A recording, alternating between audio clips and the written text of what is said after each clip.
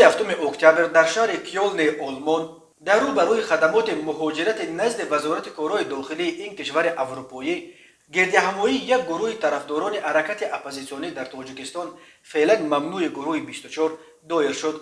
با گفته مسئولان گروه 24 در این نمایش برای پشتیبانی از حل عادلانه قضیه‌های پناهجویان سیاسی حدود 30 نفر اشتراک کردند.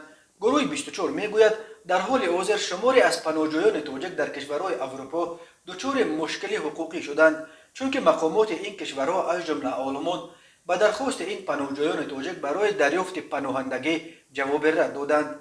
جواب رد مقامات کشورهای اروپایی و باوری مسئولان گروه 24 در چندین مورد غیر عادلانه بوده میتواند راه را برای اخراج و حتی استرداد این پناهجویان به تاجیکستان هموار کند. در تاجیکستان میگویند طرفداران این گروه اپوزیسیونی این پناهجویان میتوانند به خطر شکنجه و حکم طولانی زندان دچار شوند.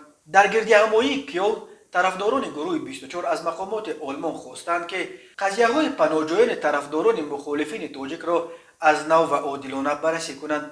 گروه 24 سال 2012 از جانب صاحبکار فراری عمرعلی قوتوف تأسیس یافته، سال 2014 در پی برگزاری یک سلسله اعتراضها به ضد حکومت امامعلی رحمان در شهرهای روسیه و دعوت مردم به چنین یک اعتراض در مرکز دوشنبه فعالیتش در تاجیکستان منع شد.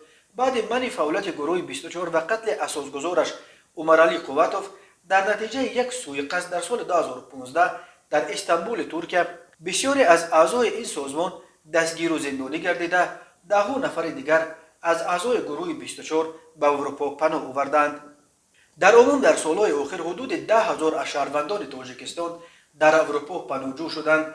بخش اعظم آنها را طرفداران سازمان‌های اپوزیسیونی در تاجیکستان ممنوع گروه 24 و حزب نهضت اسلامی تاجیکستان تشکیل می‌دهند.